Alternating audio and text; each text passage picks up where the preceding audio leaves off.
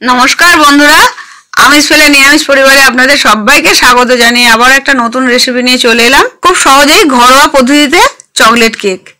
আমি এই রেসিপিটা বানিয়েছি আমার মেয়ের ছোট মেয়ের জন্মদিনে। কেকটা খুব ভালো হয়েছে বলে আপনাদের সঙ্গে শেয়ার করলাম ভিডিওটা প্রথম থেকে শেষ অবধি দেখার অনুরোধ রইল। আর এই ভিডিওটা দেখে যদি আপনারা এইরকম ভাবে চকলেট কেক বানান অবশ্যই আমায় কমেন্ট করে জানাবেন। কেকটা আমাকে বানানোর জন্য আমার বড় মেয়ে আমাকে সাহায্য করেছে। আর আমি যেভাবে বানিয়েছি সেভাবে যদি আপনারা বানান ঠিক এইরকমই একটা সুস্বাদু চকলেট কেক আপনারাও বানাতে পারবেন। এর জন্য আমি ঘরে কিছু চকলেট ছিল সেই চকলেট দিয়েই বানিয়েছি। চকলেটগুলো প্রথমে এইভাবে আমি র্যাপারগুলো খুলে দিয়ে তারপরে এতে আমি বেশ কিছু চকলেট নিয়ে আমি একটা বড় বাটিতে নিয়ে নেব। নিয়ে গরম জলে বসিয়ে প্রথমে মেল্ট করে নেব। যদি দেখেন যে গরম জলের মধ্যে এটা ভালোভাবে মেল্ট হচ্ছে না তাহলে একটু গরম দুধ বা গরম জল দিয়ে চকলেটটা একটু চামচের সাহায্যে ঘাঁটলেই দেখবেন মেল্ট হয়ে গেছে। 1.5 কাপ ময়দা একটা বড় বাটিতে নিয়ে পাশে আলাদা করে রেখে দিলাম। তারপর আরও একটা বাটিতে আমি 1 কাপ নিলাম চিনির গুঁড়ো, 1/2 কাপ নিলাম সাদা তেল, 1/2 কাপের মতন নিলাম দুধ দিয়ে খুব ভালো করে ফেটিয়ে নেব। ভালো করে ফেটিয়ে নিয়ে তারপর এতে আমি 1/2 কাপ দেব টক দই। এটা টক দই দিয়ে দিলাম। আর একটু দিলাম কফি পাউডার আর একটু মেল্ট করা চকলেট আর চকলেট সিরাপ দিয়ে দিলাম। চকলেট সিরাপটা যদি নাও থাকে আপনারা মেল্ট করা চকলেটটা অবশ্যই দেবেন। দিয়ে খুব ভালো করে ফেটিয়ে নেবেন। এটার জন্যই চকলেট একটা টেস্ট আসবে আর দেখতেও খুব ভালো লাগবে। আমি কালারটা একটু ভালো আসার জন্য একটু সামান্য ফুড কালার ব্যবহার করেছি। একটু সামান্য লবণ দিয়ে দিলাম আর ফুড কালার দিয়ে দিলাম আর একটু সামান্য ভ্যানিলা এসেন্স দিয়ে দিলাম। ফুড কালারটা আপনারা ইচ্ছা না হলে নাও দিতে পারেন। ময়দাটা এর মধ্যে মিশিয়ে দেব।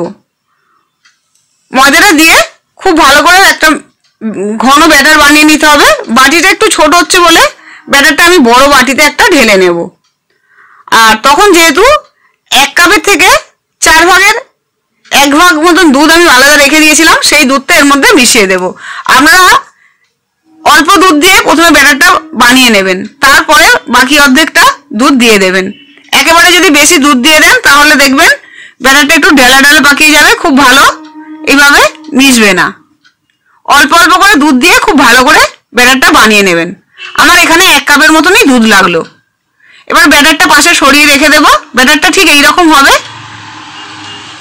এবার একটা বড় কেক টিনের মধ্যে আমি সাদা তেল মাখিয়ে নিয়েছি। এর মধ্যে একটু বাটার পেপার এভাবে সাইজ করে কেটে দিয়ে দিয়েছি আর অল্প একটু সাদা তেল এরপরে বুলিয়ে দেব। চারপাশেও একটু পেপার আমি কেটে দিয়ে দিলাম আর সাদা তেল দিয়ে দিলাম যাতে কেকটা না বসে যায়। আর ওপরে একটু ময়দা ছড়িয়ে দেব যাতে কেকটা খুব ভালোভাবে তোলার সময় উঠে আসে। এবার এই সময় আমি একটু 1/2 চামচেরও একটু কম দিলাম খাবার সোডা আর 1 চামচের মতন দিলাম বেকিং পাউডার। বেকিং পাউডার আর খাবার সোডাটা ঠিক ব্যাটারটা বসানোর আগেই বা কেকটা বসানোর আগে দেবেন, খুব বেশি আগে থাকতে দেবেন না। এবার ময়দাটা ভালো করে কেক টিনের মধ্যে দিয়ে একটু ছড়িয়ে দেওয়ার পরে ব্যাটারটা ওই কেক টিনের মধ্যে দিয়ে দিলাম। দিয়ে খুব ভালো করে ট্যাপ করে নিতে হবে। আর খাবার সোডাটা দিয়ে বেশিক্ষণ রাখবেন না, সঙ্গে সঙ্গে কেকটা বসাবেন। একটা বড় পাত্রে আমি 500 মতন লবণ নিয়ে নিয়েছি। তারপর একটা স্ট্যান্ড বসিয়ে এটা 10 মিনিটের মতন গরম করে নিয়েছিলাম। তার উপরে আমি কেক টিনটা বসিয়ে দিলাম। এটা আমি 20 মিনিট পরে একটু ঢাকা খুলে দেখব। ওপরে একটা এরকম ছিদ্র ছিল, ওর উপরে আমি কাগজ দিয়ে ছিদ্রটা বন্ধ করে দিয়েছি।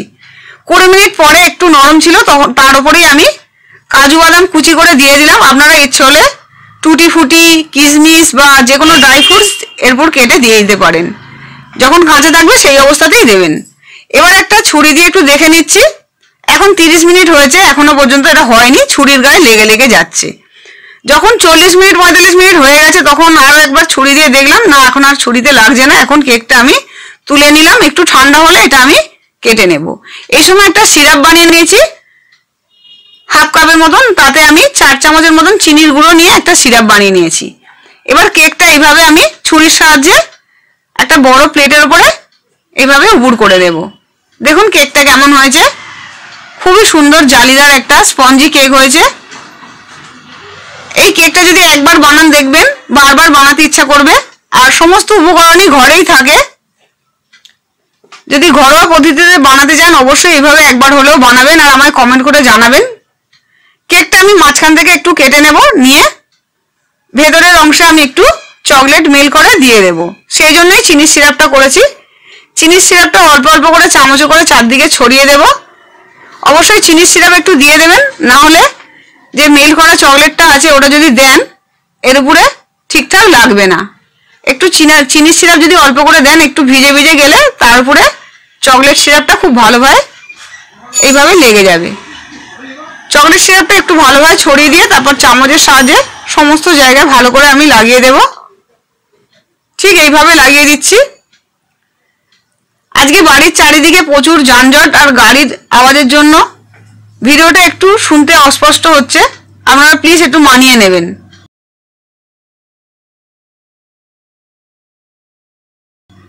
এইভাবে চারদিকে আমি চকলেটটা ছড়িয়ে দিলাম। ভালোভাবে ছড়িয়ে দিয়ে তারপরে যে আরো একটা টুকরো আছে সেই টুকরোটা এরপরে বসিয়ে দেবো। দেখুন কত সুন্দর নরম আর স্পঞ্জি হয়েছে।